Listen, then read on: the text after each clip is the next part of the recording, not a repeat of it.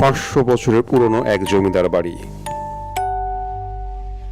অজ্ঞাত এক ভৌতিক কারণে এক রাতেই অত্যাচারী জমিদারের পতন হয়।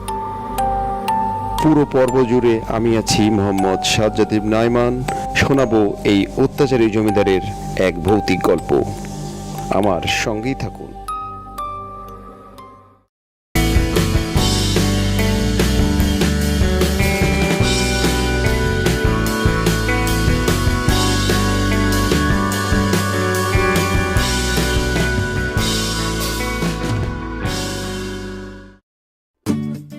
হ্যালো ভিউয়ার্স, আসসালামু আলাইকুম। এক্সপ্লোরার টিভি রংপুরে আমি আপনাদের আবারও অভিনন্দন জানাচ্ছি। বরাবরের মতোই আমি ঘুরতে বেরিয়েছি আমাদের উত্তরবঙ্গের প্রত্নতাত্ত্বিক সব নিদর্শনের সন্ধানে। আজ আমি যাচ্ছি লকমা জমিদারের বাড়ি দেখার জন্য। তো বন্ধুরা, লকমা জমিদারের বাড়ির অবস্থান রাজশাহী বিভাগের জয়পুরহাট জেলার পাঁচবিবি উপজেলাতে।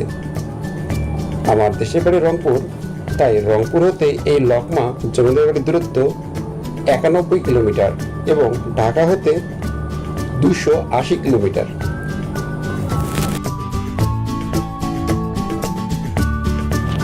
পাঁচবিবি সদর উপজেলা হতে এই লকমা জমিদার বাড়ির দূরত্ব মাত্র 8 থেকে 9 কিলোমিটার পশ্চিমে এবং এই গ্রামটি ভারত সীমান্ত ঘেঁষা। বন্ধুরা, যখন আপনি লকমা জমিদার বাড়িতে আসবেন তখন আপনাকে এই মেঠো পথটি অতিক্রম করতে হবে এবং বর্ষাকাল হলে বেশ দুঃসাধ্য বাইক নিয়ে আসা। অবশ্য আপনারা এখানে অটোযোগেও আসতে পারবেন। ভারত সীমান্তবর্তী এই গ্রামটি অত্যন্ত প্রত্যন্ত হলেও বেশ মনোমুগ্ধকরের দৃশ্যাবলী। বন্ধুরা, দেখতেই পাচ্ছেন মেঠো পথের উভয় পাশে গ্রামীণ দৃশ্যপট, যা আপনাকে অবশ্যই যাত্রাপথে মুগ্ধ করবে।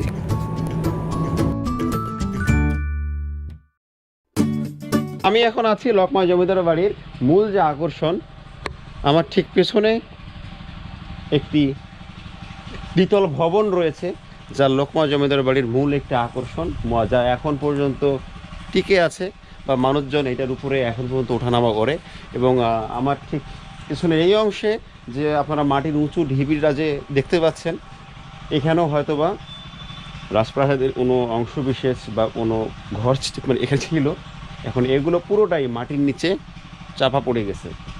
তো বন্ধুরা, আসুন আমি এখন এটার উপরে উঠব।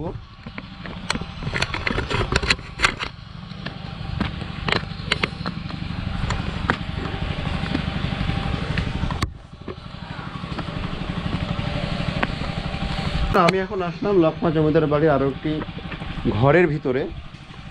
এই ঘরের শুধুমাত্র এই ওয়ালগুলোই রয়েছে, কিন্তু উপরে কোনো ছাদ বা ভীমগুলো সেগুলো লোহার হয়, ওইগুলো একটাও নেই। সম্ভবত এগুলো নিয়ে যাওয়া হয়েছে এবং ছাদ পুরো ভেঙে গেছে।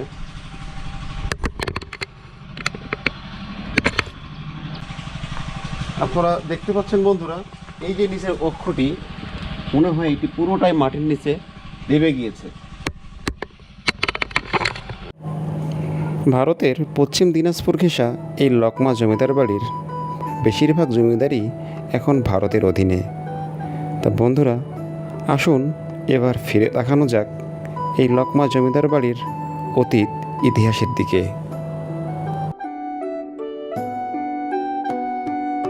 এই লকমা জমিদার বাড়ির বর্তমান উত্তরসূরিগণ আজও এই লকমা গ্রামের আশেপাশে বসবাসরত।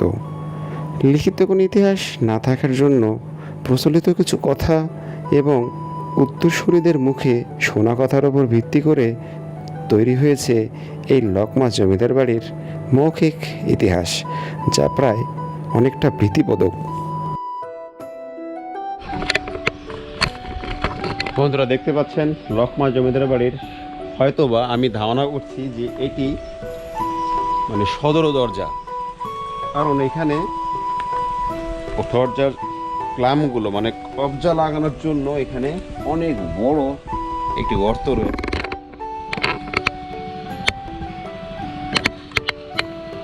জানা যায় 1500 কিংবা 1600 শতকের দিকে হাদি মামুন চৌধুরী নামক একজন ধনাঢ্য ব্যক্তি এই লকমা জমিদার বাড়ি প্রতিষ্ঠা করেন। এই হাদি মামুন অত্যন্ত অত্যাচারী ছিলেন এবং তার পরবর্তী বংশধররাও তার মতো এই অত্যাচারী রাজত্ব কায়েম করেছিলেন এই পুরো লকমা জমিদারিতে। সাধারণ প্রজাদের উপর অত্যাচার তো করতই, এছাড়াও প্রজাদের কোনো মেয়ের বিয়ে হলে উক্ত নববধূকে প্রথম রাত্রি জমিদারের সাথে থাকতে বাধ্য করা হতো। তা বুঝুন এরা কতটা নিকৃষ্ট ছিল। তা হোক, হঠাৎ করে একদিন গায়েবী শব্দের মাধ্যমে মামুন চৌধুরীর পুরো পরিবারকে বাড়ি ছেড়ে দিতে বলা হয় এবং সেই সঙ্গে বৃদ্ধি পায় সাপের অত্যাচার। এবং আরও শোনা যায় এই বাড়ির প্রথম ওলা সম্পূর্ণরূপে হঠাৎ করেই মাটির নিচে দেবে যায়, সেই সঙ্গে পতন হয় এই অত্যাচারী জমিদারের।